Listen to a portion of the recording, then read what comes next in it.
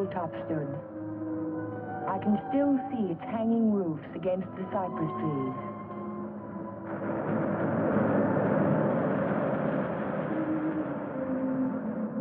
But Hilltop is no more. There is only a scar of jutting rock where once its windows glittered in the California sun. My Aunt Amelia's house still stands next door. I was a welcome guest within its walls, but to me it will always be a house of fear. I was afraid that Sunday morning in September. I was afraid before the doorbell rang.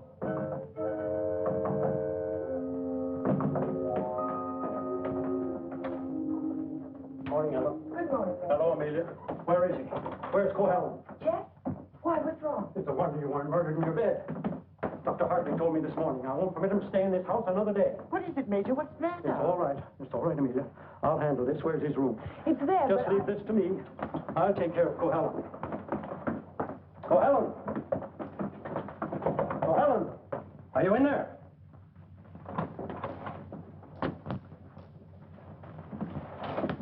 He's gone. He can't be. He said last night... Well, I mean, he must be around somewhere. I'll search the place from top to bottom. Would anyone mind telling me what all this excitement is about? You've been harboring a dangerous man. A man who is... Wouldn't it be fair to Jeff if we wait until we find him and then he can speak for himself? Well, by all means, find him. But where? Well, supposing I look in the garage and see if his car's still there. Just what did Dr. Hartley tell you?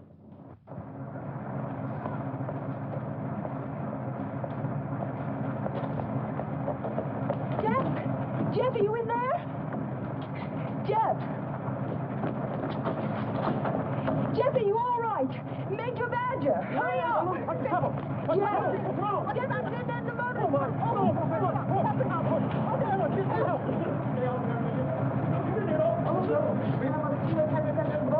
Gotta get him out in the air. Amelia, go for an ambulance. Yes, I will. Come on, Ellen. Right Grab away. his shoulders. You grab his legs. You get him out in the air. Come on. Jeff, if only I had listened to the doctor. If you had only listened to him on the train. There was something wrong even then. Something terribly wrong. I should have seen it in your eyes the first time we met.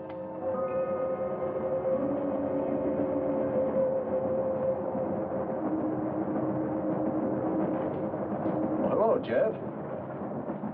Oh, hello, Doc. Patient in Los Angeles, or were you just doing the town? Oh, medical dinner at the Biltmore last night. What have you been up to? I spent a couple of days at the General Hospital. Those dizzy spells again? Nothing serious, I hope. When I need a doctor, I'll come to see you. I was getting some technical stuff for the Veterans Hospital I'm working on. Didn't I hear somewhere that Ben Shepherd donated the land for it? That's right. Join me in a cup of coffee? No, thanks. I've just had breakfast. I'll see you later then. Oh, Jeff, Yes? I don't like those recurring periods of depression of yours. Why don't you come in and let me give you a checkup? One of these days.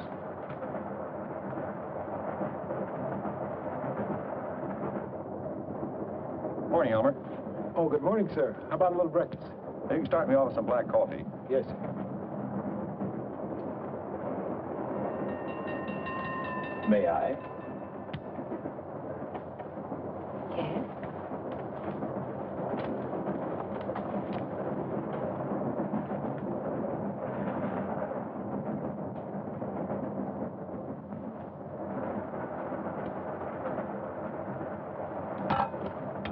Oh, sorry.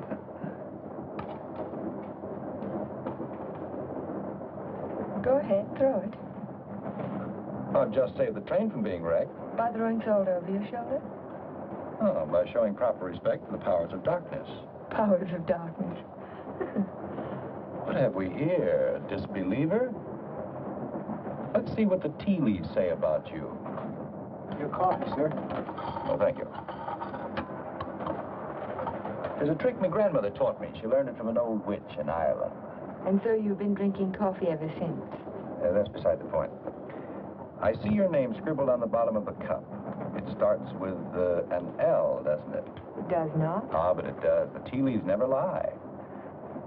I see it now. L-N. Your name is Ellen. Isn't it? Yes. You'll not be so quick to scoff now, will you? Now, let's see where you're from.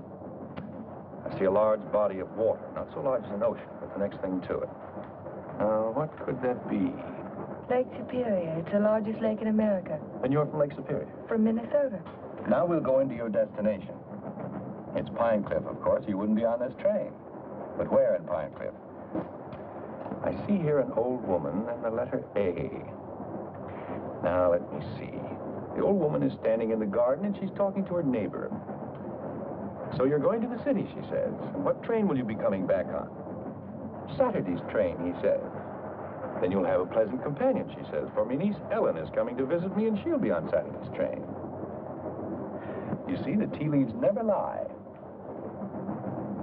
And neither do the tea bags. But how will I know her, I says to Amelia. Sure now, she says. Just look around the parlor car and the prettiest girl there, that'll be Ellen Foster. You're a real Irishman, aren't you? You've obviously kissed the blondie stuff. Kissed it, she says. I wear it on my watch fob. And just from what part of Ireland do you come? Flatbush.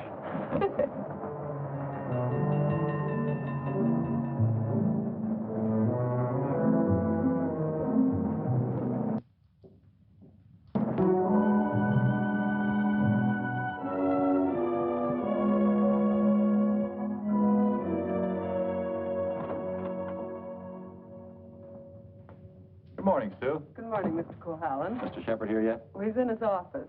Thank you. I think this would be an ideal site for the beach club, don't you, Keith? Yeah, it certainly would, Ben. Busy, Ben? Oh, come right in, Jeff. We bring the road in here and divide this section into 2-acre lots. Hold out this area for the golf course. Hi. How are you, Ben? Hello, Jeff. How was the trip? Fine, thank you. I bought you a little present while I was in Los Angeles. Found it in an antique shop. Hi, Jeff. Parents?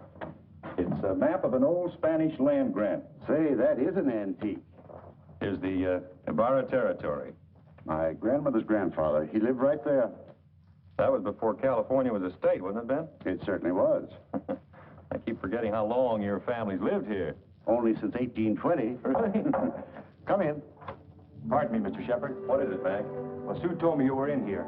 Did you take any blueprints with you when you went down to the city? No, why? Why, the rear elevations are missing. They can't be. I put them in a file Thursday. Well, they're not there now. Well, there must be. Come on, I'll help you look for them. See you later, Ben. Thanks for the map, Jeff. Glad you like it. Jeff seems to be getting awfully absent-minded lately, doesn't he? Well, the boy works too hard. Maybe so, but... Say, that's quite a map, isn't it? Oh, it's a beauty. Look, here's our beach. That's the old Spanish name for it, Costa del Rey, the Coast of Kings.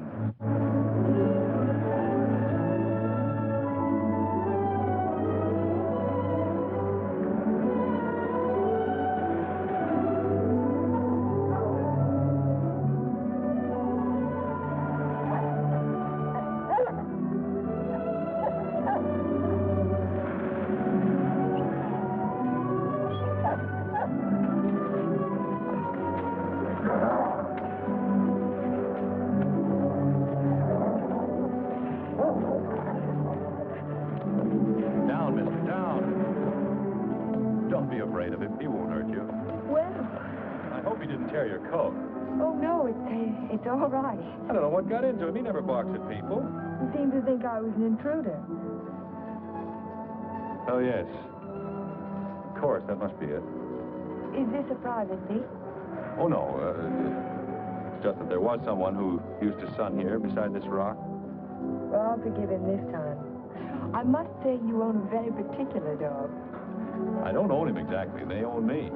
Shamrock and Mr. O'Grady. Mr. O'Grady? Isn't that an odd name for a German Shepherd? Well, it's Herr von Gradenstein on his papers. I translated. Well, I guess I ought to go home. I'll walk along with you.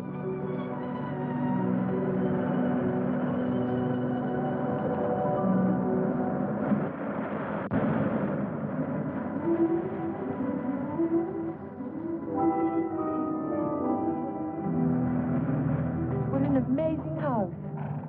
Don't you like it? Yes, I think I do. It looks as if it had wings. As if it could take off and fly across the sea. That's the effect I was striving for when I built it. You built it. My house. Certainly belongs exactly where it is, doesn't it? Yes, I think a house ought to blend with its environment. If it's built in a valley, it should crouch between trees. If it's on top of a hill, it ought to be part of the sky. As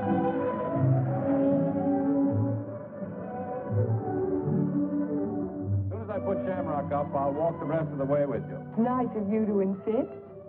Isn't it? I'm beginning to like your house more and more. You can't take it all in at the first glance, can you? No, it's like some people that way, I guess. You have to know them a while. Like you, for instance? Yes, I suppose that's true of me, too. We don't have houses like that in Minnesota. Do you mind if I take a closer look at it? I thought you said you were late. Oh, another 10 minutes won't matter.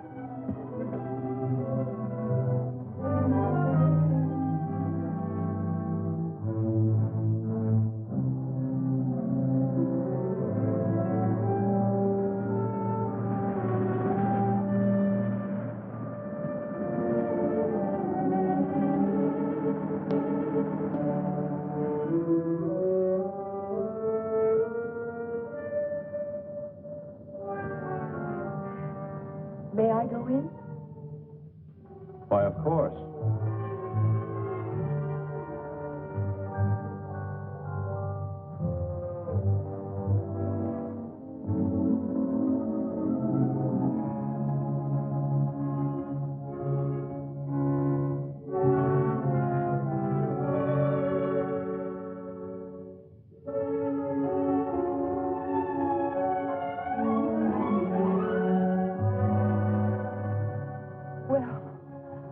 I just don't know what to say. You care for a drink? Thank you. Sherry, all right? Yes.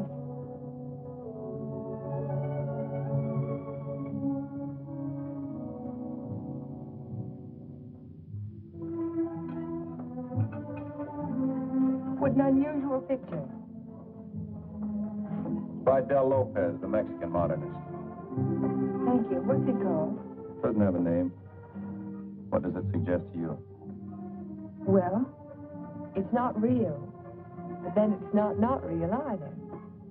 It might be a garden in a dream. Might be. Or he dreamed of the girl who belonged in the garden. That's pretty good. And then she became more important in the garden, and perhaps that's why she's out of proportion. Perhaps she did. Perhaps that's why a woman gets out of proportion to a man. I really don't know anything about modern art. There isn't anything to know about it. It's like music. Its form doesn't have to copy nature to please the senses. Or does it? We were talking about art. I was talking about figures. Are you interested in figures? I have a Sedigliano. You have a what? Sedigliano, an Italian sculptor. I bought one of his porcelains with my first fee. You'd like to see it? Yes, I would. Where is it? Over by the window. Come on, I'll show it to you. This is my good luck charm. It's called Hotai, the Chinese goddess of chance. Sedigliano always...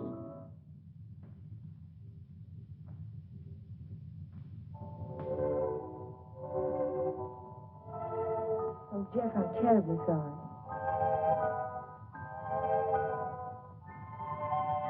Can it be mended?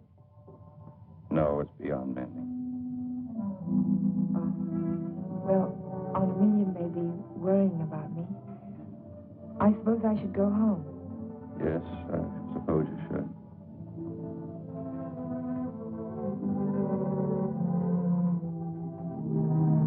Goodbye.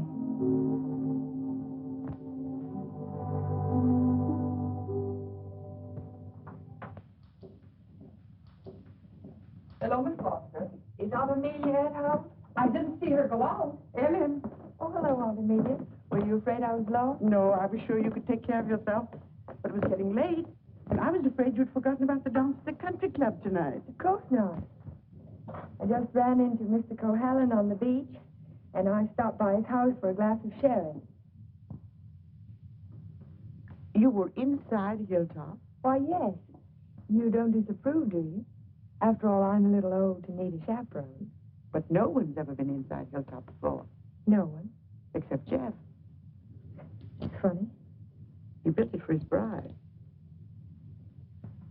Then there's a Mrs. Cohalan. No, Vivian was killed the night before the wedding. How awful.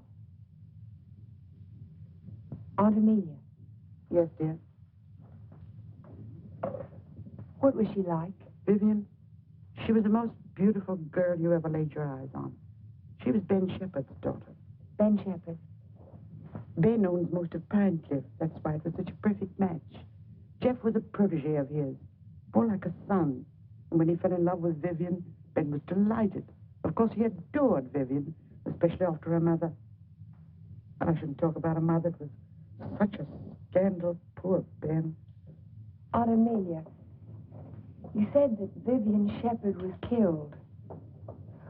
Was it? It was an accident. Jeff told Ben it was bad luck to have a party before the wedding, but Ben insisted. There were so many people there. Jeff and Vivian stole away in her car, and 5 minutes later she was dead in a collision at 12-Mile Drive. You never can tell what private tragedies people have had, can you? I mean, when you first meet them. He seemed so light-hearted on the train. He can be that way sometimes, and next minute he's strange, like never inviting people into his home and never mentioning Vivian's name. I can tell you one thing, we've been pretty worried about Jeff, but the way he's been acting. Well, how would you expect him to act after a shock like that? Seeing the woman he loved killed right in front of his eyes? To wonder he didn't go out of his mind. Don't get so excited, dear. I'm sorry. And don't get too interested in Jeff Cohalan. There are other attractive men in Pine Cliff. Oh, men who aren't... Men who aren't what, Aunt Amelia?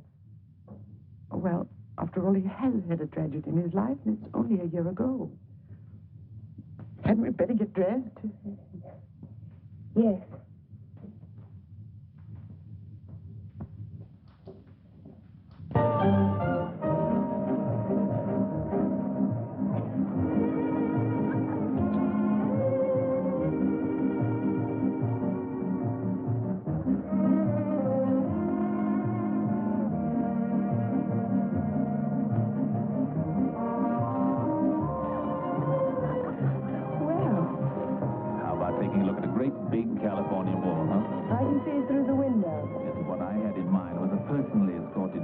Reputation, Mr. Ferris. But I am thinking of it. A new girl in town seen walking with me in the moonlight, why, the stag line will give you a rush. I never encourage stag lines. There's no future in them. Well, in that case, we'll sneak out quietly, huh?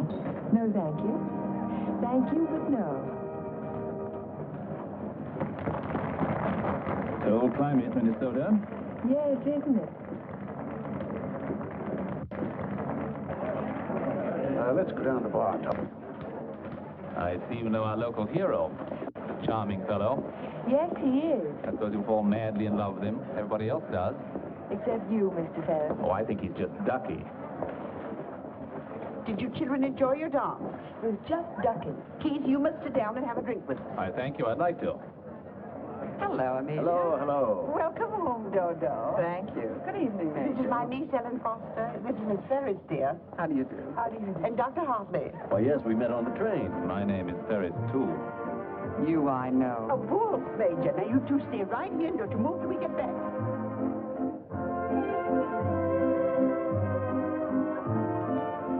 Miss Foster's the only dance I know is a waltz. Will you risk it with me? I'd love to, Dr. Hartley. And how were things at the separation center? Did you have a good time? Reno is delightful. I received my discharge papers yesterday. You'll get your copy in the mail. Well, that calls for a celebration, doesn't it? It certainly does. In that case, I'll take you down to the bar and buy you a drink.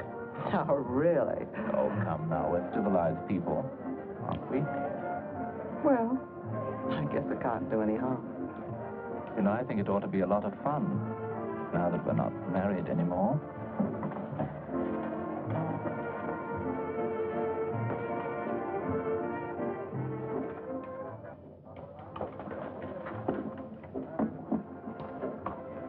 What do you think your chances are? Ben, I built more hospitals in the South Pacific in 1 year than the average architect will see in a lifetime. The only competition I'm worried about is Talbot and Talbot. Yeah? Not that I can't compete with them professionally, but they seem to know how to play the political side of it. Well, that won't count here. I hope not. Anyhow, I'm indebted to you for a crack at it. I merely suggested that they invite a local architect to submit plans. Jeff, you're looking pretty seedy. Sure you haven't been working too hard? Well, it's been a pretty hectic week, Ben, but we finished up tonight. Plans are all wrapped, ready for mailing in the morning. Hello, Ben, you old darling. Hello, Dodo. Hello, Jeff. There's an admirer of yours looking for you upstairs. Who's that? A girl by the name of Foster. You seem to have made quite a score. Aren't you speaking to me, Jeff? Certainly, Dodo. How are you? Fine. Are, congratulations in order? They certainly are. We're celebrating the new freedom. See you later. Bye. I think I'll go upstairs, Ben. It's, getting a little crowded down here.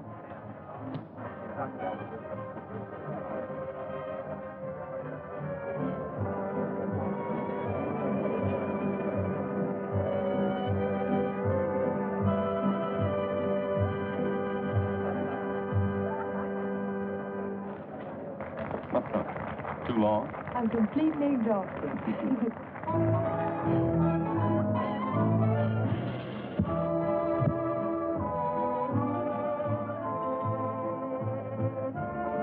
What is that song? Do you know? It's called Don't Forget Me. Oh, I remember. They played it a lot last year. Yes, we played it last fall. Is something the matter? No, I didn't eat my dinner. I guess you shouldn't drink on an empty stomach. Excuse me.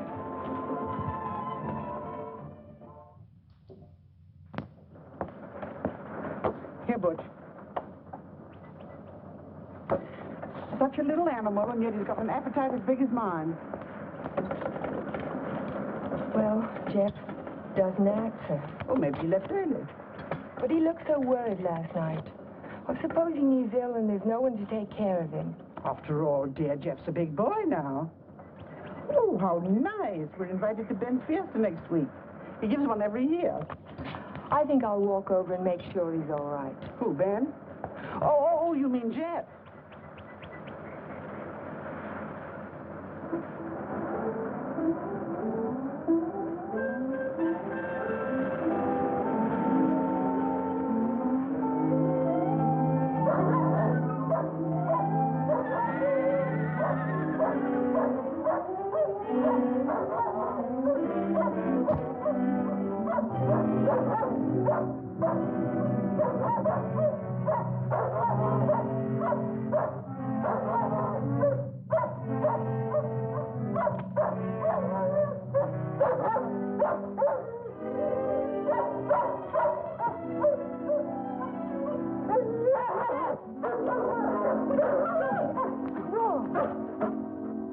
Look at his right front leg. It's shattered. Oh, Shamrock. I hate to have to destroy him. How did it happen? I don't know. I don't know how it could have happened. You better wait for me outside.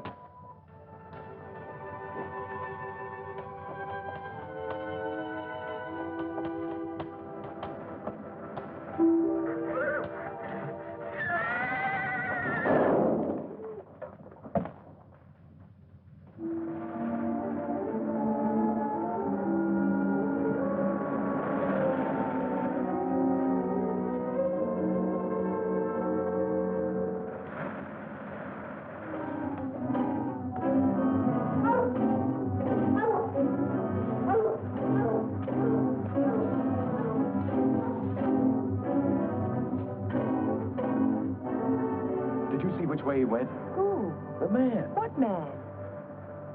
He was hiding in the bushes. Didn't you see him? No. I only saw some branches move, that's all.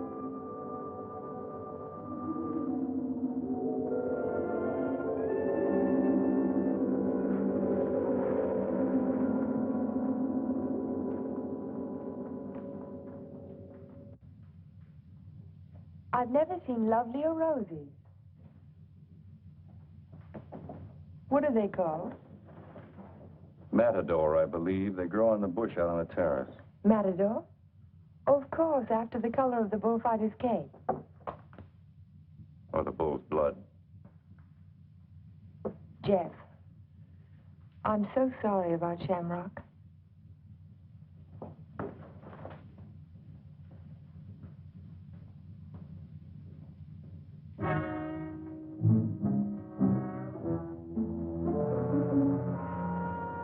Helen,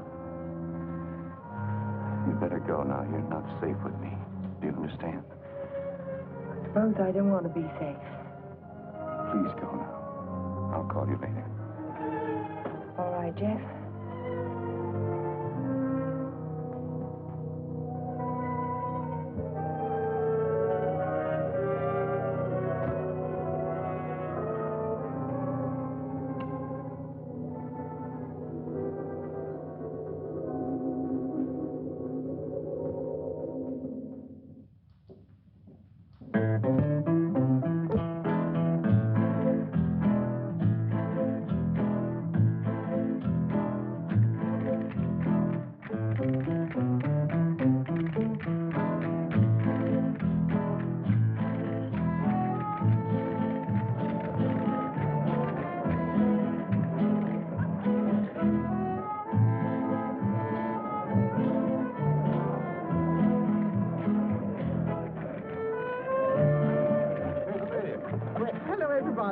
Ben, this is a wonderful car. Oh, thank you, Amelia. Tell me, have you seen the Major?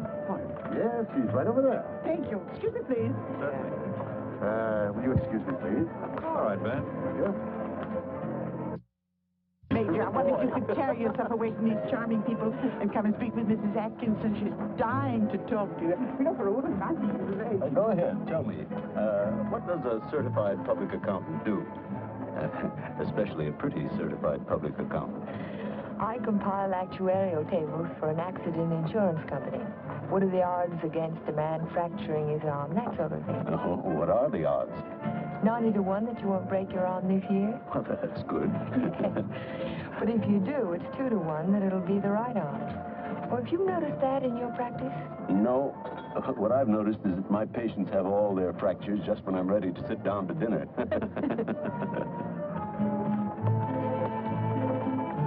Hey, you. Come here, man. I want to talk to you. Si, senor. Didn't I see you around my place last week? Me? Me, no, senor. I'm sure I saw you hanging around my stable. Me? No, senor. Some other fellow, but not me. Just a minute. All right, quit. Well, I wonder what that was all about. Oh, the morning after the dance, I went over to see if Jeff was all right, and there was a prowler behind a bush. Did you see him yourself? No, but Jeff did. Oh. Cigarette? Thank you. Did you ever compile any figures on the incidence of mental diseases for your insurance company? No, they weren't on our list. Interesting subject. Who's sane and who isn't? Hard to tell sometimes. Do you know anything about paranoia? It's a form of hallucination, isn't it? Delusions of persecution. Starts with an inability to withstand stresses. Normal person experiences misfortune, throws it off sooner or later. But if a person is psychotic to begin with, he may start to imagine things. He might even begin to imagine there's a conspiracy against him. That's when he gets dangerous. Do you have a specific case in mind, Doctor, a person that you're treating? No, it's out of my field. I'm a general practitioner, not a psychiatrist. Senor Doctor. Yes. Lady call on telephone, very sick. You come right away? Did you get the address? Si, senor. Oh, thank you. Forgive me, please. Of course.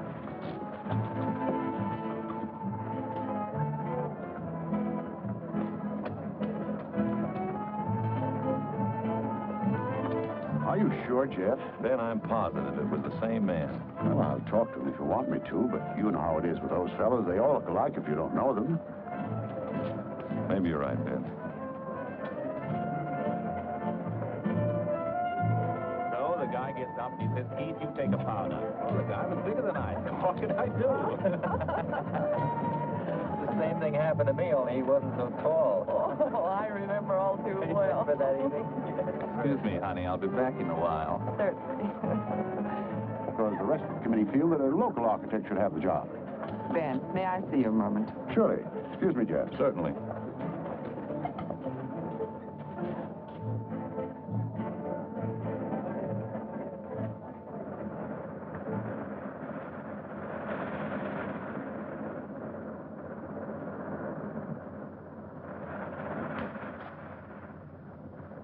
Well, if it isn't Miss Icicle from Minnesota.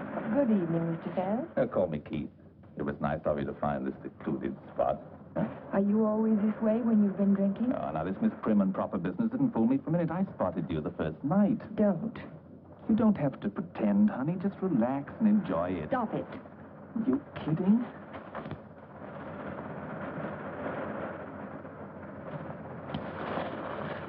Jeff.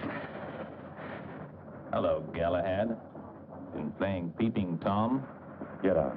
Don't be ridiculous. As I was Would you saying, mind honey, leaving us alone? Jeff, please I'd like to don't. have a few words with him. Privately. If I ever catch you around Ellen again, I'll run you out of Pine Cliff. Galahad, you frighten me. I'm warning you, I mean it. Keep away from her. I know too much about you. So what? You'll never open your mouth. That's the beauty of it. It's your story, and you're stuck with it. I don't have to open my mouth. I can close yours. What are you two boys arguing about? What does anybody ever argue about? Politics. Oh, politics. Keith, will you do me a favor? Dr. Hartley had to leave on an emergency call. Will you see that Dodo gets home? She has a little headache. I'd be glad to. Ben, don't you think maybe I'd better? Look, I pay her alimony. I'll take her home.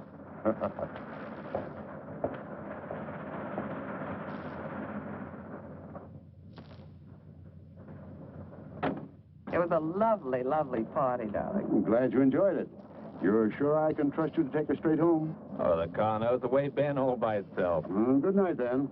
Oh, Ben. Yes? It might be a good idea to keep an eye on Jeff tonight. See that he doesn't drink anymore. He was getting a little out of control. Thanks, Keith. I'll watch him. Good night.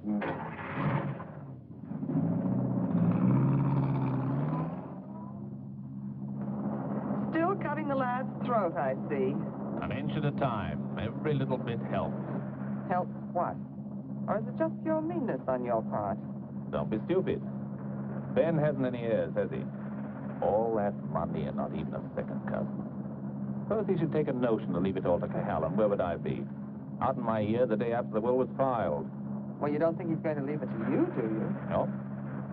No, I'm voting for charity, with Keith Ferris as administrator of the estate. What would you think of a Vivian Shepherd Foundation for something or other? That turns even my stomach. You were in the cavalry, weren't you, Major? Well, I'd like to ask you a question. Can a horse break its leg in its own stall? What's that? You think it's a chance in a million? No, I was just computing the odds on an accident that happened last week. Well, thank you very much for the information, Major. Good night.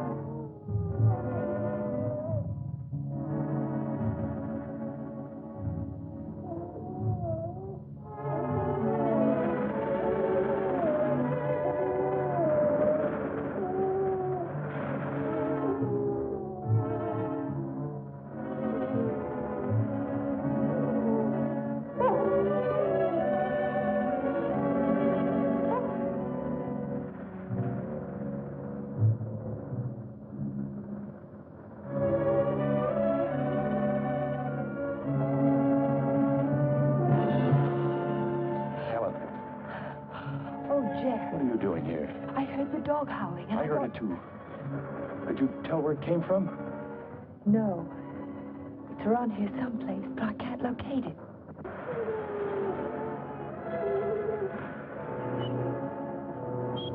Jeff, listen.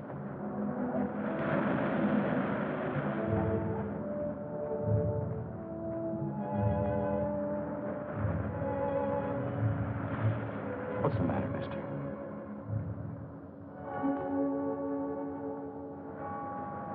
He's gone. Oh, Jeff.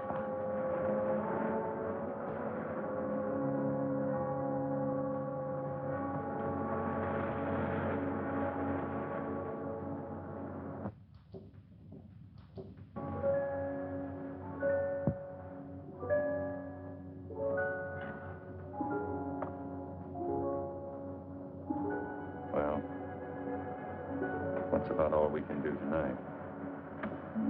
Jeff. I want to talk to you. Well, not now. I'm sorry, I didn't mean to be rude, but I'm just not in the mood for conversation. You have to listen. It's important. Well, let's go up to the house.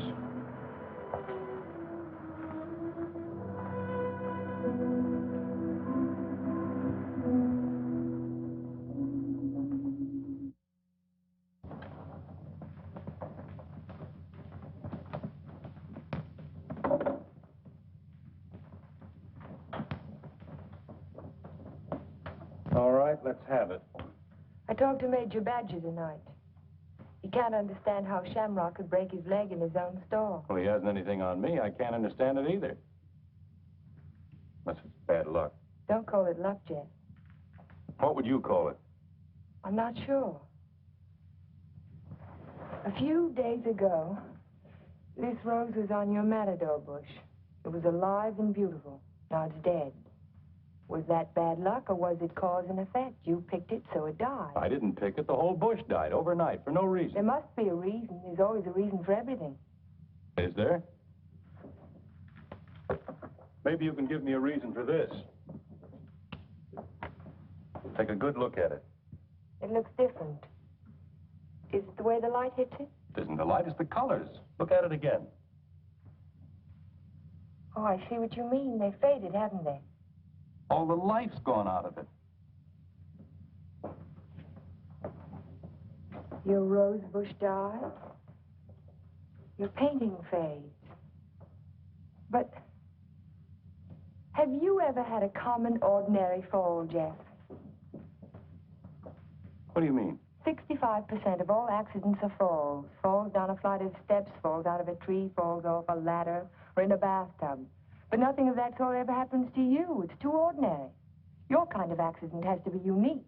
What are you driving at? Your bad luck, Jeff. It's a little too bad to be true. Your porcelain figure fell off the table while nobody was in the house. Shamrock broke his leg while he was in his own stall. Now your picture fades.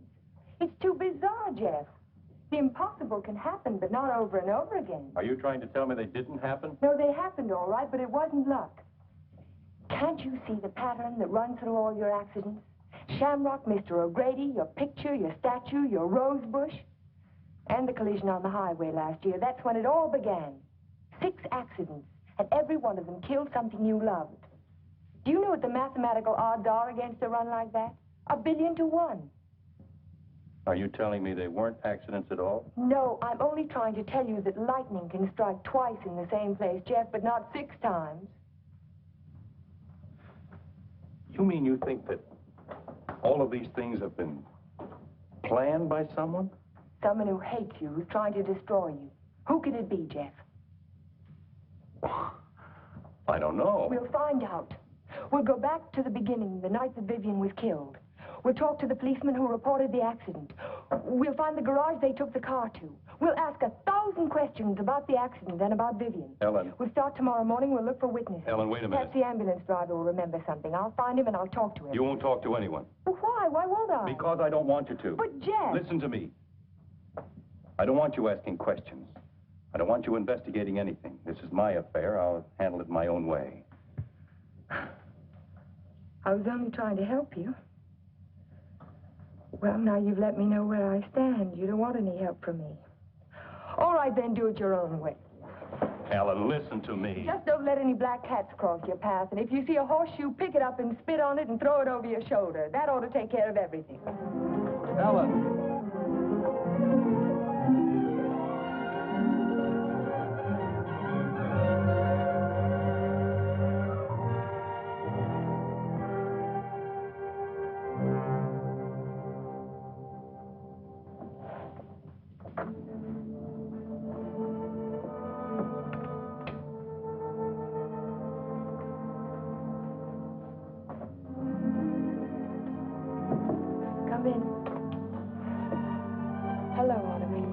Tell me good night, dear. I'm sorry. Is anything wrong? No, there isn't anything wrong. There isn't anything right either. I saw you come home. You were at Jeff's again, weren't you? Yes. I don't want you to think I'm an old busybody, but I'm all the family that you have, and it would help you to talk to someone. What is there to talk about? He doesn't love me. He never will. He's in love with a memory. I tried to warn you to be sensible. Sensible? I love him. I've got to help him if I can, whether he likes it or not. I know. Good night, dear. Good night, Aunt Amelia.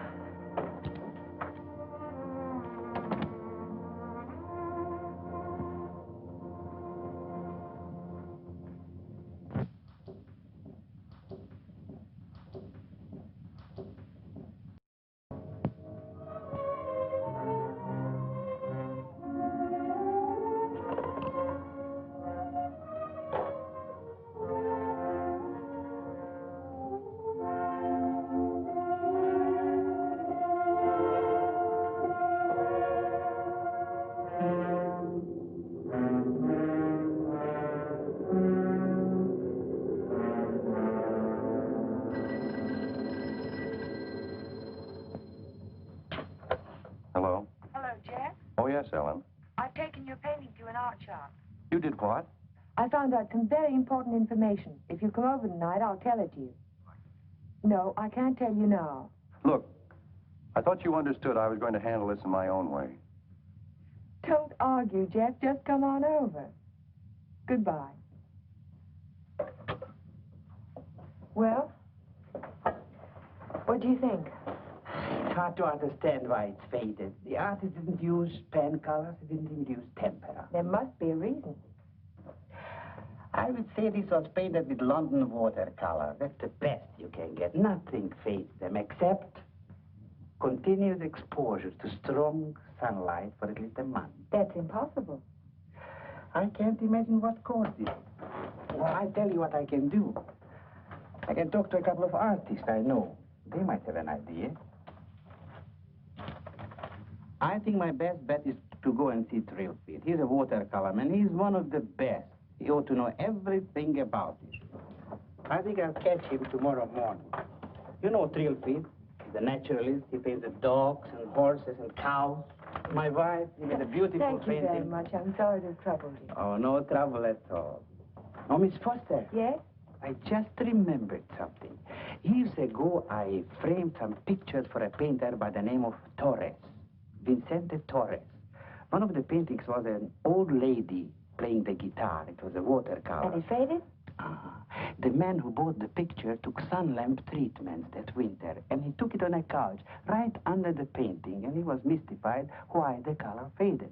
So Vicente found out that the rays from the sun lamp broke down the pigment. Can you remember the name of the man who owned that picture? I don't think I ever knew. It was some local man.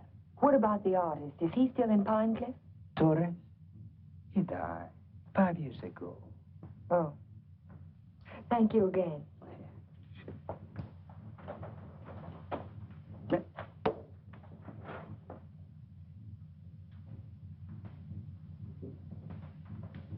Very strange. Have you told anybody else about this? Of course not. But someone in Pine Cliff knows that you can fade the colors out of a painting by turning a sun lamp on it. If we can find out who owns that picture, Jeff, the portrait of the old woman with the guitar... What would it prove? If somebody wants to destroy a painting, there must be 100 easier ways of doing it. That's not all. Read this.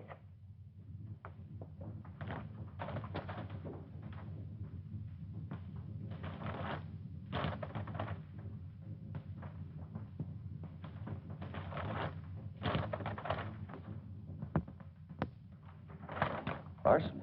In the soil underneath the matador bush. I dug it out this morning. Enough arsenic to burn out the whole root system. It didn't get there by accident, Jeff. Someone put it there. Someone who knows how to poison a rose bush.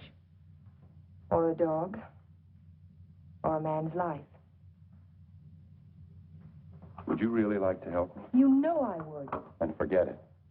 Forget the whole thing. But there was poison in the root system. The chemist told me. You never saw the chemist. You never heard of a portrait of an old woman with a guitar. Do you understand? No. No, I don't understand. Jeff! Jeff! Your house. Look out the window. I saw it from upstairs. What? It's burning.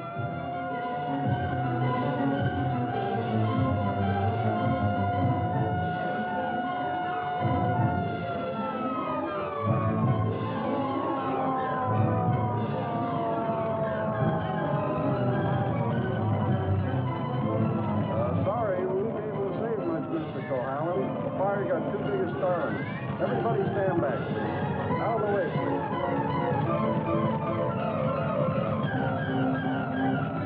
Hello, Jeff. A lovely fire, isn't it? You know, you can see it for miles. Jumped right in my car and drove over. Wouldn't have missed it for anything.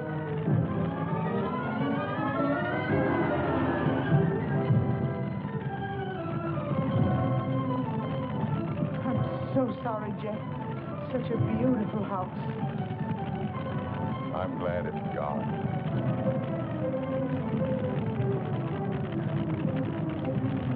Be sure to tell Jeff that he's welcome to come and stay with us as long as he likes.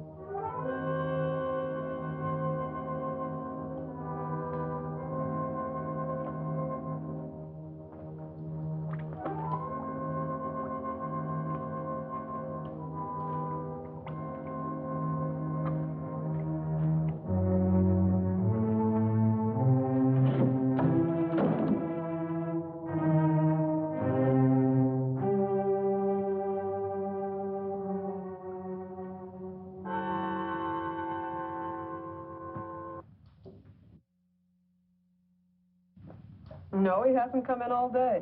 Right, okay, Mr. Foster? Yes, I did, but he left the house early this morning.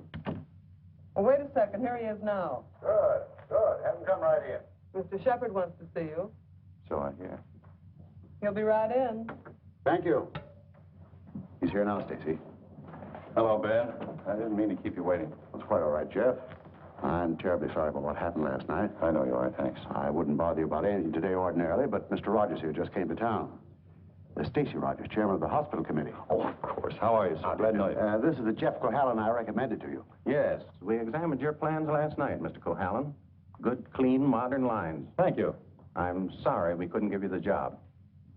You couldn't, what? I was just about to tell you, Ben. We decided on Talbot and Talbot. You did? Well, this is a surprise, Stacy. Which was it, Mr. Rogers?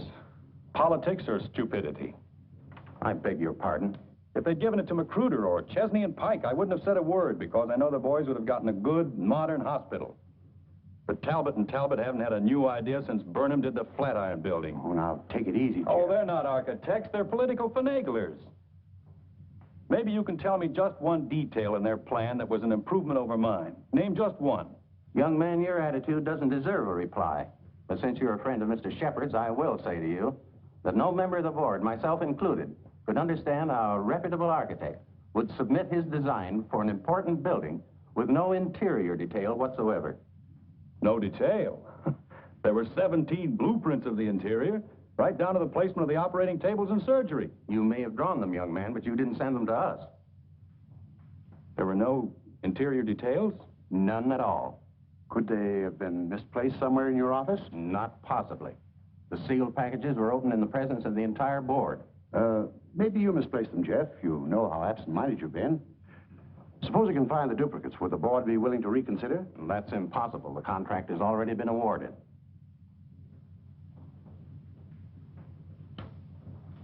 Well, this is quite a shock, Stacy. I felt sure that Cohalan would get this job. Oh, I'm sorry, Ben, but you understand my position.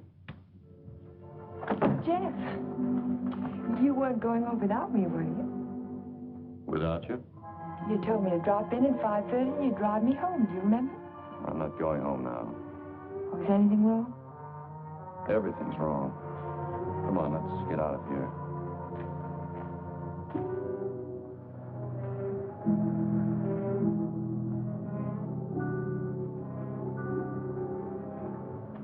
It's dreadful. A whole year's work completely wasted. Typical Cohalan luck. Don't keep calling it luck. Supposing someone took those plans out of the office and wrapped the package over again. Who'd do a thing like that? Keith would. He hates you. He hates everybody. There's something twisted inside of him. It would take a psychiatrist to explain it. And why does Mr. Shepard keep him on at the office? He doesn't know what he'd like. Dodo must know. She acts as though she's still in love with him. There are women who love men like Keith. Take a psychiatrist to explain that, too. It's getting kind of late. I'd better drive you home.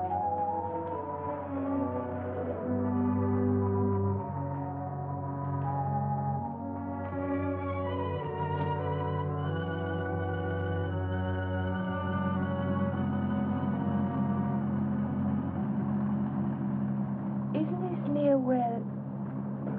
What'd you say? Nothing. Drive faster, will you, Jeff? I want to feel the wind in my face. All right.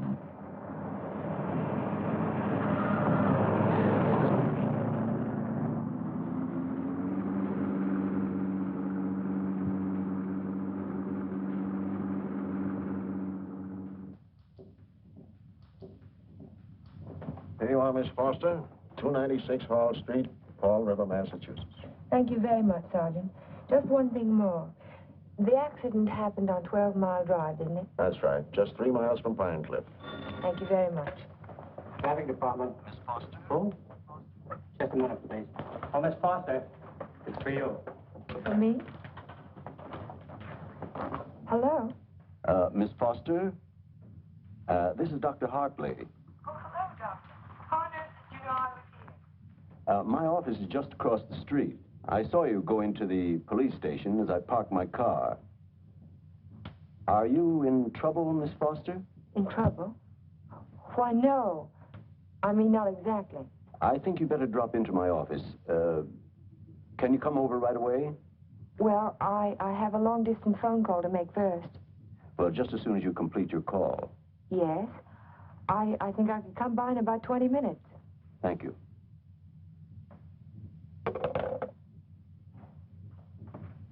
Thank you, Sergeant. That's all right. Miss Foster. Hello, Dr. Hartley. Come in. Come in. I was startled when you telephoned me at the police station. Well, I'm very glad I spotted you when I did. Why did you ask me if I was in trouble? Well, the fact is, I'm in rather an awkward position. But your aunt is getting along in years, and I didn't want to disturb her unduly, so I thought it best to discuss this matter with you. Sit down, sit down. Thank you. Yes, Doctor? Since I'm your aunt's physician, I feel it's my duty to inform you that she isn't safe. That neither one of you is safe, for that matter. So I wanted to get your permission to speak to your house guest, to ask him to move to a hotel. But I don't understand. What has that to do with my aunt's safety? Yes, I was afraid you'd ask me that. The fact is, you're forcing me to take an unethical action. The man isn't my patient, and even if he were...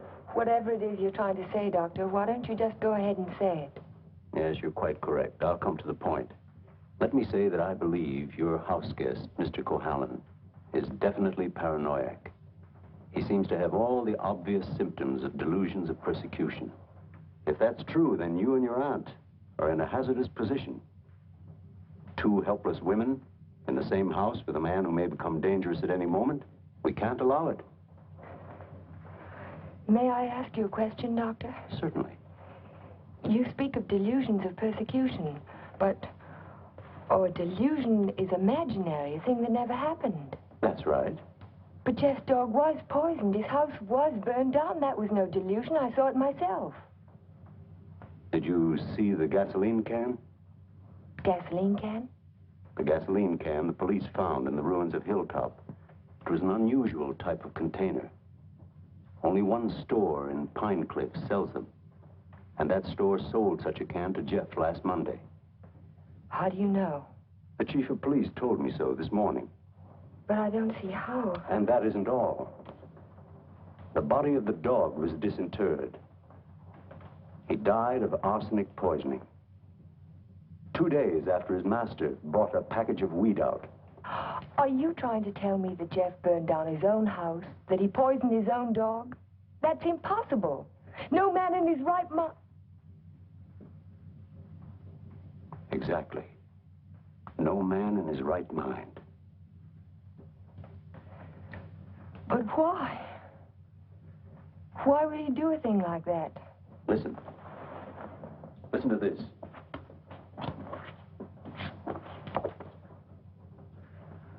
Once the feeling of guilt is firmly established in the subconscious, the patient may do injury to himself as a form of penance or self-imposed retribution.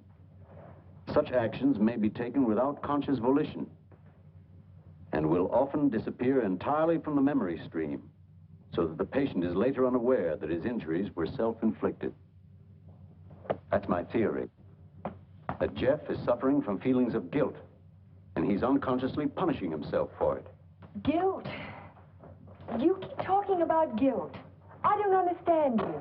What is he guilty of? His fiancée was killed in an automobile accident a year ago, and he was at the steering wheel at the time. It would be an unusual man who didn't reproach himself under those circumstances, even if he was blameless. And if he thought he was responsible for the death of the woman he loved, if the thought began to prey on his mind, it's rather an obvious theory, isn't it? Yes. Then I have your permission to speak to him. I'll be as tactful as possible. No, not yet. Not until Friday. Friday? I've got to have time to think about it. I'll be very careful, but promise me you won't speak to him yet. Well, I can't force my opinions on you, Miss Foster, but I must emphasize as strongly as I can that delay can be dangerous.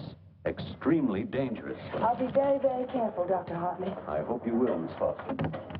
Thank you.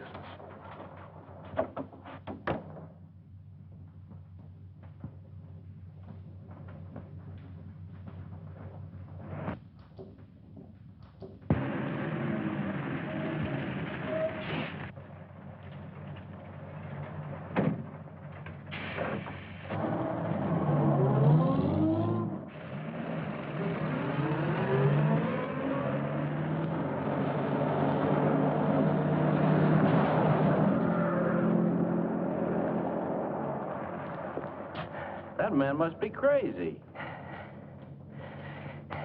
Thank you very much.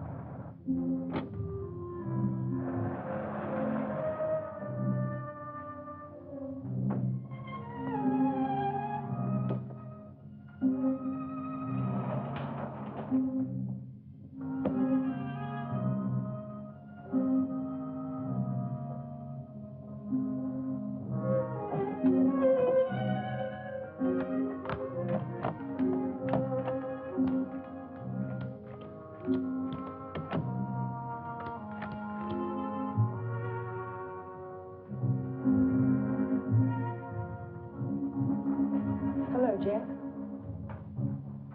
Hello.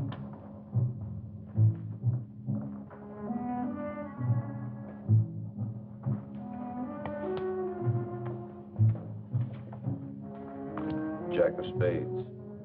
Is that bad luck? Like a black cat? A dead man's card. Oh? And is there a card for a dead woman? The queen of spades. I almost drew it this afternoon. Oh, what happened? Oh, I just gotten off the bus and was waiting to cross the street and a car nearly ran me down.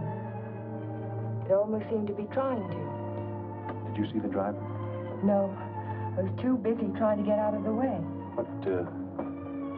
What kind of a car was it? A green convertible, like yours, except the top was up. You've got to get out of here, Ellen. You've got to get out of Pine Cliff right away. Why, Jeff? Because something else is going to happen. I can feel it. It might happen to you. I'm not going to leave, not now. I'm warning you, Ellen. It's no use, I'm not going. You're asking for trouble. Am I? And I'll really ask for it. Watch yourself closely. Watch yourself every minute. Don't trust anybody. Not even you? Not even me. Well, I think I'll go to bed now. Major Badger said he'd come by in the morning and take us to church. You won't forget what I said. You be careful. I'll be careful.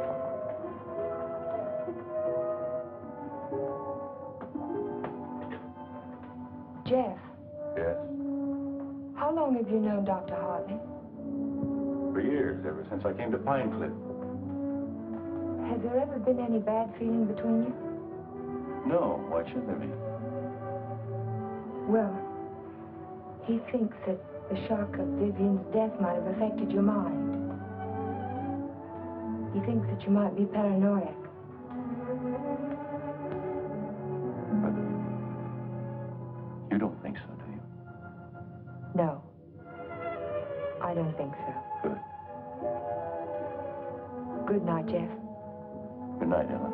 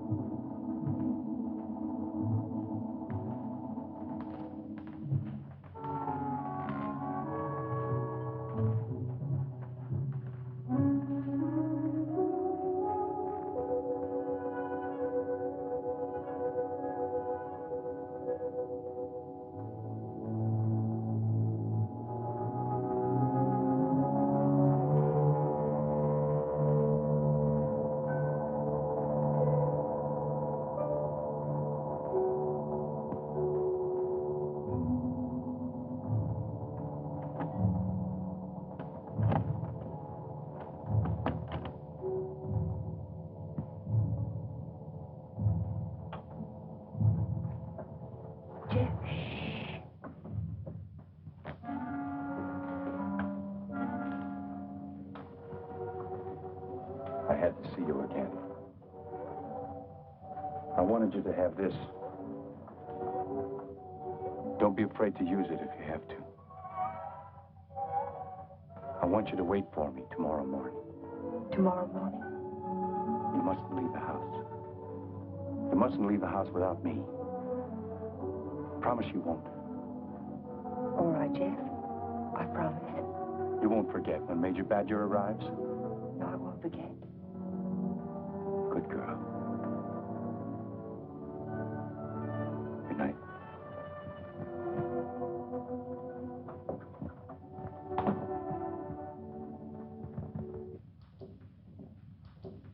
Next morning. I can still smell the fumes of the gasoline as we pulled his body from the car. But somehow it didn't quite ring true. I couldn't believe that Jeff would try to kill himself. No suicide note was found, but the local architect was discovered in the Foster garage with the door closed and his car motor running. He was immediately removed to City Hospital, where latest reports from Dr. Raymond Hartley advised that Cohalan is now definitely out of danger. On the national scene, Congress resumed its discussion of the Morse-Conlon bill today. Labor spokesmen have announced that they will request an amendment guaranteeing... I'd like some more coffee, nurse. With cream and sugar? How did you get by the no visitors sign? I walked right straight past it to ask you a question. Oh, you did? Well, suppose you walk right straight past it again, going the other way. Not till you've answered my question. Would you rather I rang for a nurse? Oh, you weren't that way on Saturday night when you needed me. I made you a promise then, and I kept it. Now I think you owe me the answer to one question. Just one. Well, I won't ask you why you came to my room that night. I know the answer to that one. Oh, you do? Certainly. You wanted to make sure that I'd find you on Sunday morning before the motor ran too long. You probably didn't start it until after the major rang the doorbell. You don't miss much, do you? You counted on that, too. You knew that when we couldn't find you in your room, I'd think of looking in the garage, no thank you, to see if your car was still there. You have all the answers, haven't you? All except one. Why did you fill those buckets with gasoline? Fill the bucket. Oh, you saw that, too? Yes. I wasn't filling buckets. I was draining the gas tank. So if you didn't show up in time, the motor would stop running as soon as the gas in the carburetor was gone. But why? Why did you do it? You had your question. Don't be technical. Why did you pretend to commit suicide? When that car almost ran you down Saturday morning, you don't think that was an accident, do you? I couldn't get you to leave town, so I had to give him a different target. Different target? Me. Man doesn't kill my rose bush and my horse and my dog and then stop there. He must want to kill me. I can't wait any longer, not while strange automobiles are trying to run you down on the highway. I've got to force his hand now. I want him to think that it's safe to take a shot at me. Don't you understand? Not quite. I've tried to commit suicide, haven't I? It was on the radio. It says so right here.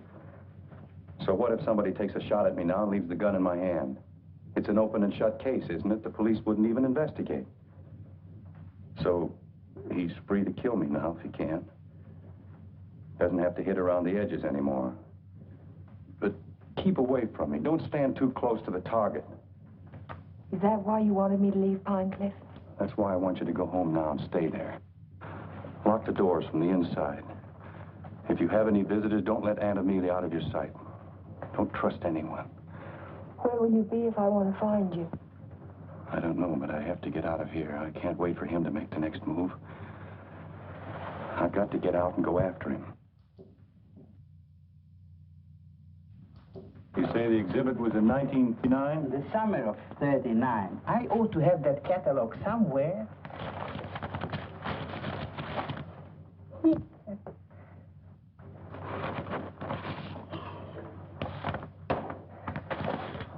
Here we are. And there's a list of all of the exhibitors in here? The back of the book. Practically every artist who might have known Torres. Oh, yes. This is perfect. Exactly what I was looking for. Thank you.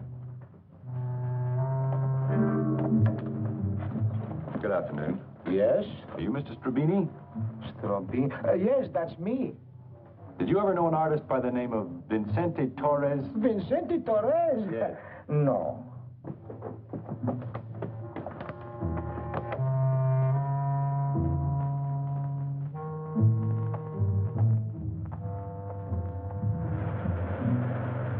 Vincente Torres? Certainly, I knew him well. Watercolor man, no sense of depth. Do you recall a painting he did, a portrait of an old woman with a guitar? An old woman with a guitar? Don't believe I ever saw it.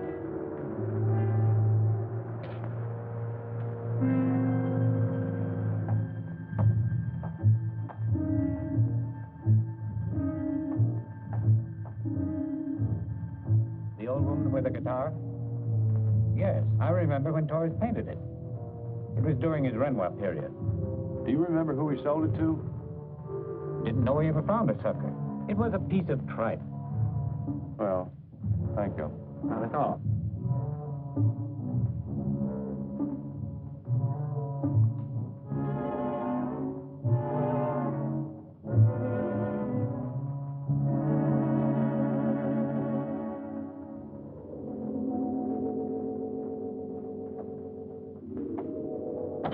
Why, Mr. Cohalan, Hello, Sue. you had a few phone calls.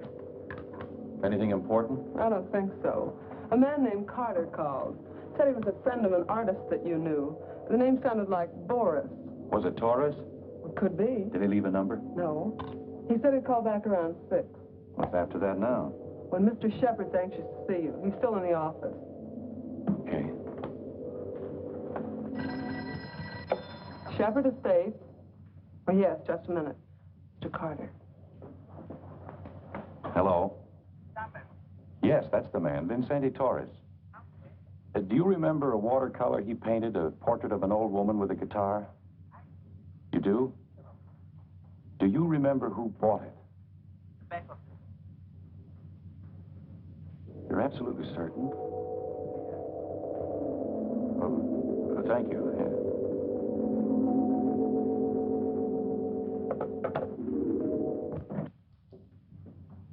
Oh, you're just the man I've been looking for. They wouldn't let me in the hospital, and you seem to have disappeared since you got out. Well, I had some important things to do, Ben. Anyhow, you're here now. That's the main thing. Of course, I know it was an accident, boy. You couldn't have done it deliberately. Couldn't I? Of course not. Just the same, you've been overworked lately. You're looking all fagged out. It's time you took a rest. Yes, I could use a rest. A nice long rest. Just what I had in mind. As a matter of fact, I'm tired myself. That's why I'm thinking of taking a trip. See something of the world before I get too old. Sounds like a fine idea, Ben. It'd be a good idea for you too, Jeff. Why don't you come along with me? The two of us could have a pleasant time together. Leave all our worries behind and take things easy for a while. What kind of a trip were you thinking of, Ben? I haven't made up my mind. Where would you like to go? Oh, an ocean voyage might be nice. If the ship had a low rail and a long drop to the water. Or Niagara Falls might be handy, or the top of the Empire State Building. Don't talk like that, Jeff. Don't even think of such things. I wasn't thinking of suicide, Ben. I don't expect to jump. I expect to be pushed. You're crazy, Jeff. You're talking like a paranoiac. Where did you get that word, Ben? Did you read it in a book, complete with all the symptoms? I'm only trying to help you, but if you're going to take this... Sit down, Ben.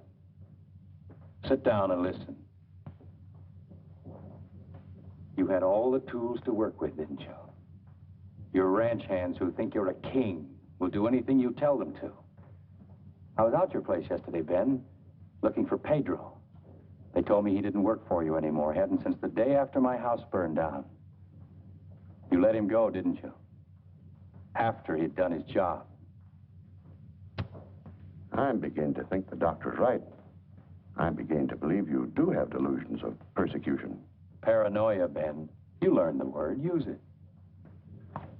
When did you first plant the idea in Hartley's mind? Did you say, I'm a little worried about Jeff? And tap your finger on your forehead?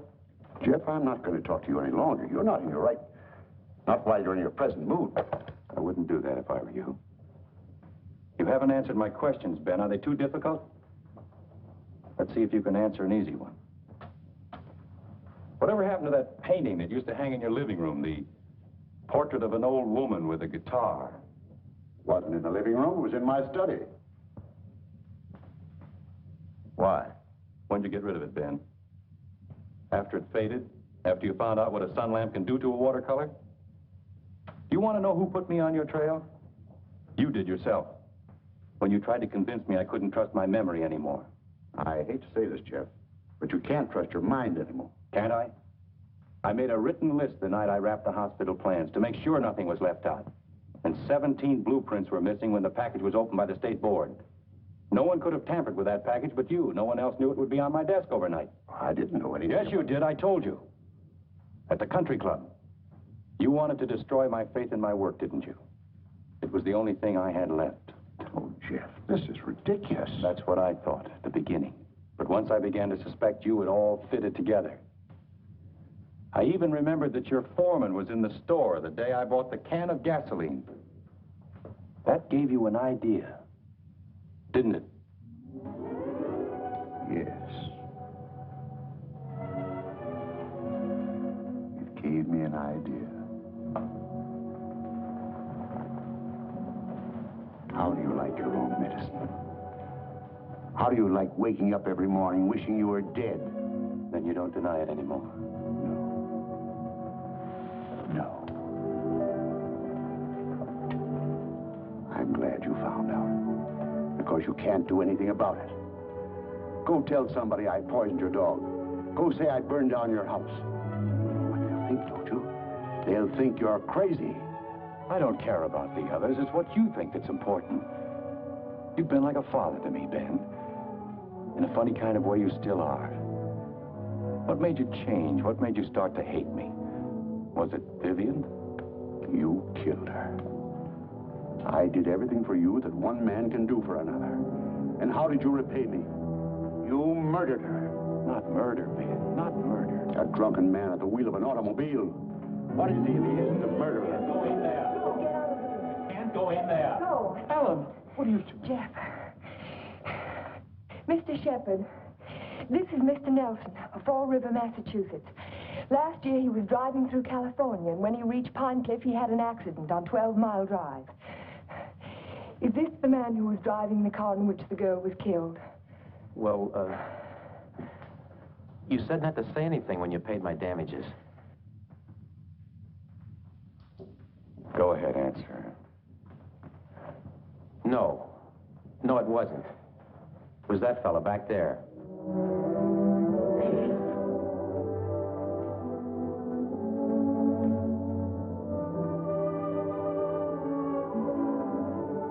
Thank you, Mr. Nelson. I tried to keep it from you, Ben.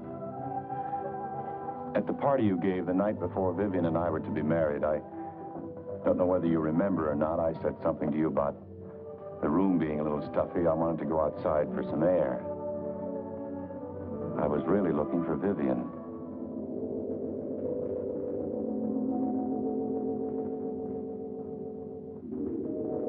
I found her, all right. I heard them talking to each other. It wasn't anything new, Ben. It had been going on for years, all the time I was overseas. He was telling her why he'd never marry her. He couldn't. Dodo wouldn't give him a divorce. So she said, we'll run away without a divorce.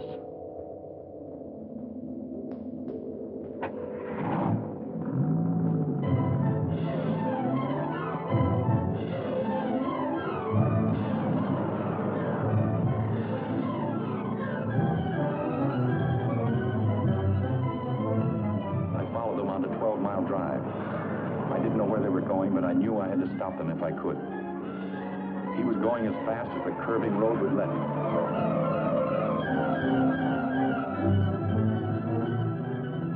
I tried to catch him, but he was driving like a madman. We were coming to the fork where 12 Mile Drive meets the highway. I saw a car approaching on the main road. Ferris didn't see the other car. I knew what was coming, but there was nothing I could do to stop it.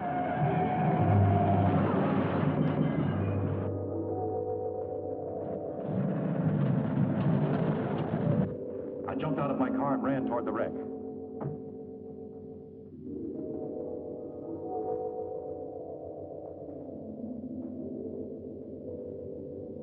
He said, do something for her. But there was nothing anyone could do for Vivian. There was only one thing left to do for anybody. I told him to take my car and get away from there. I didn't want you to find out how she died, Ben, or what she was really like.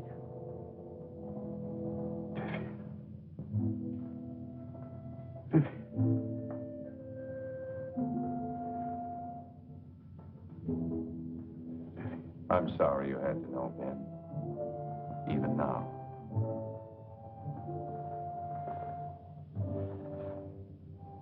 Vivian, I always gave you everything you wanted from the time you were a little girl. You were all I had after your mother ran away. She was no good. I never told you that, did I? Your mother was no good. Now you want to run away, too. You're just like her. The same bad blood. Jeff, he thinks I know.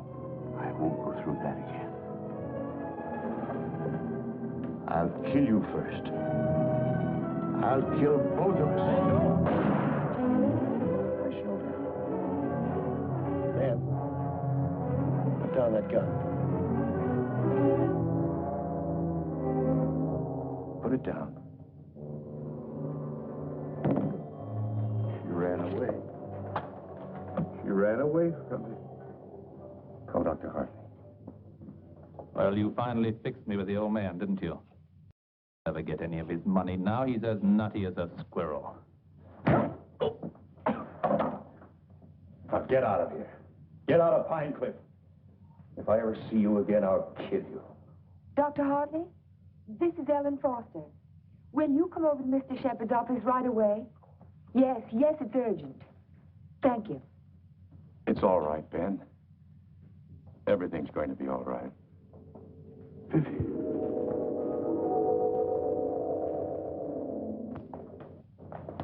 Well, Doctor, will he live? He's healing beautifully. No infection, no complications, simple perforation of the deltoid. And all the time, I thought it was my shoulder. You won't need that thing anymore. Good. Yeah. He'll be as good as new in a week. Tell me about Ben.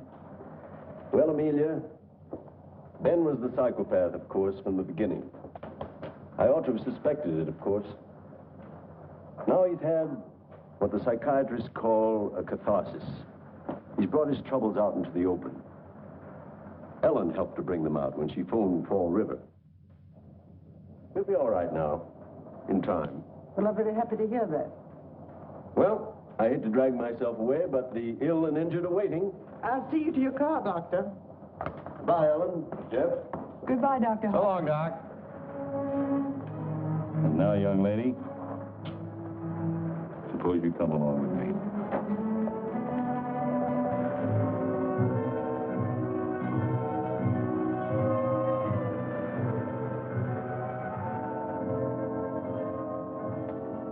Ellen.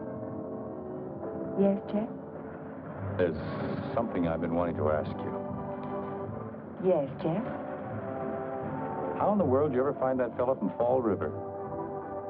Oh, I found him in the traffic accident records at the police station.